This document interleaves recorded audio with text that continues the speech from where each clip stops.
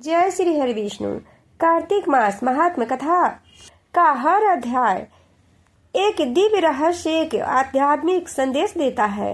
अध्याय 11 और 12 में छिपा है पुण्य, भक्ति और मोक्ष का अमृत, जहाँ भगवान विष्णु की महिमा गुंजती है और कार्तिक स्नान, दान व व्रत से खुलते हैं स्वर्ग के द्वार। तो आइए सुनते हैं कार्तिक महात्म्य कथा के इस पवित्र अध्याय को, जिससे मिलती है वो कृपा जो जीवन को बनाती है धन्य और पावन और सफल। कार्तिक महात्म्य कथा का यह पवित्र अध्याय, जहाँ भक्ति बनती है शक्ति और कर्म बनते हैं उपासना। जलंधर और देवताओं की युद्ध की कथा। तो आइए श्रवण करते हैं कार्तिक मास महात्म्य कथा अध्याय 11 और 12 भगवान श्री हरि के नाम के साथ। ओम नमो नारायणाय। कार्तिक मास महात्म्य कथा अध्याय 11। एक बार सागर पुत्र जलंधर अपनी पत्नी वृंदा सहित असुरों से सम्मानित हुआ सभा में बैठा था। तभी गुरु शुक्राचार्य का वहां आगमन हुआ। उनके तेज से सभी दिशाएं प्रकाशित हो गई।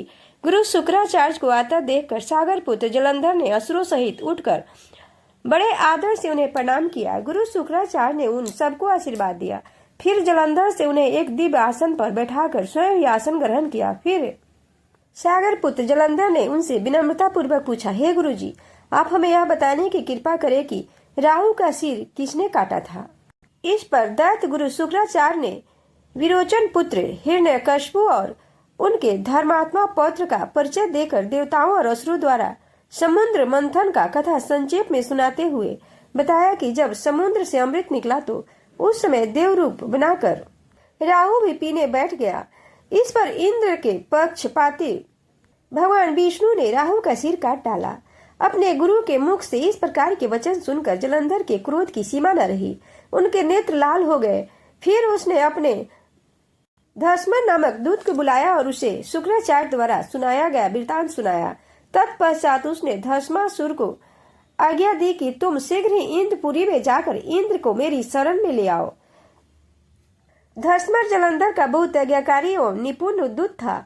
वह जल्द ही इंद्र की सुधर्मा नामक सभा में जा पहुंचा और जलंधर के शब्दों में इंद्र से बोला, हे देवात्मा, देवता धाम, तुमने समुद्र का मंथन क्यों किया और मेरे पिता के समस्त रत्नों को क्यों ले लिया? ऐसा करके तुमने अच्छा नहीं किया। यदि तू अपना भला चाहता है तो उन सब रत्नों एवं देवताओं सहित मेरे शरण में आ जाओ, अन्यथा मैं तेरे राज का ध्वंस कर दूंगा। इससे कुछ भी नहीं मिथ्या है।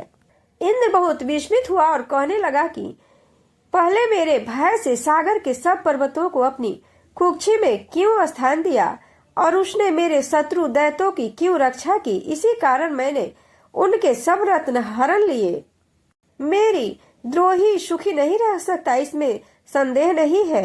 इंद्र की ऐसी बात सुनकर वह दूत शीघ्र ही जलंधर के पास आ गया और सब बातों कह सुनाई। उसने सुनते ही वह दैत्य मारे क्रोध के अपने ओठ फड़फड़ाने लगा और देवताओं पर विजय प्राप्त करने के लिए उसने उद्योग आरंभ किया। फिर तो सब दिशाओं पाताल से करोड़ों करोड़ों दैत्य उनके पास आने लगे।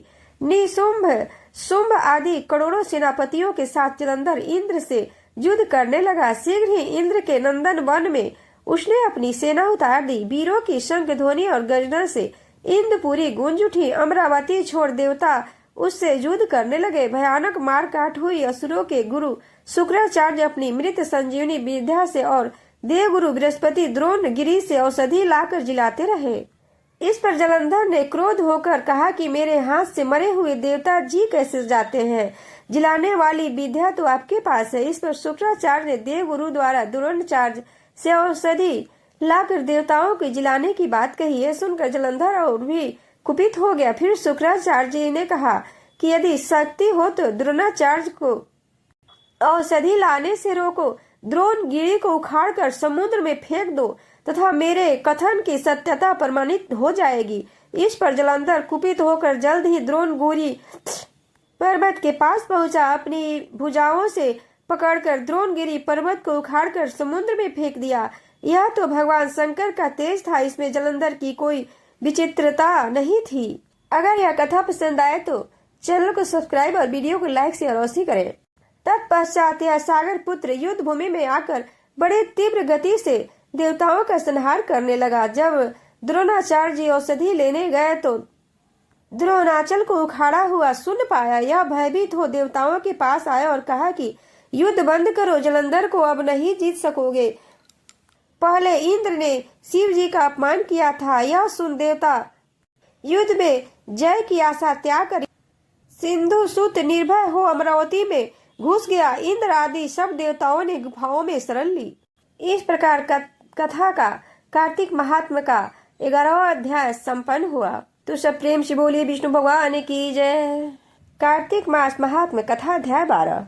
नारद जी ने कहा, तब इंद्रादिक देवता वहां से भय कंपित होकर भागते भागते वैकुंठ में विष्णु भगवान के पास पहुंचे। देवताओं ने अपनी रक्षा के लिए उनकी स्तुति की।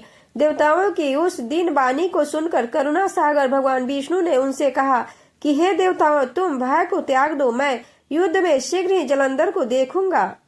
ऐसा कहते ही भगवान गरुड़ पर जा बैठे। तब समुद्र तन्या लक्ष्मी जी ने कहा कि हे नाथ, यदि मैं सर्वदा की प्रिया और भक्ता हूँ तो मेरा भाई आप द्वारा युद्ध में नहीं मारा जाना चाहिए। इस पर विष्णु जी ने कहा कि यदि तुम्हारी ऐसी ही प्रीति है तो मैं उसे अपने हाथों से नहीं मारूंगा, परंतु युद्ध में अवश्य जाऊंगा, क्योंकि देवताओं ने मेरी बड़ी स्तुति की है। ऐसा कह भगवान विष्णु युद्ध के उस स्थान में जा पहुंचे जहां जलंधर विद्यमान था। जलंधर और विष्णु भगवान का घोर युद्ध हुआ।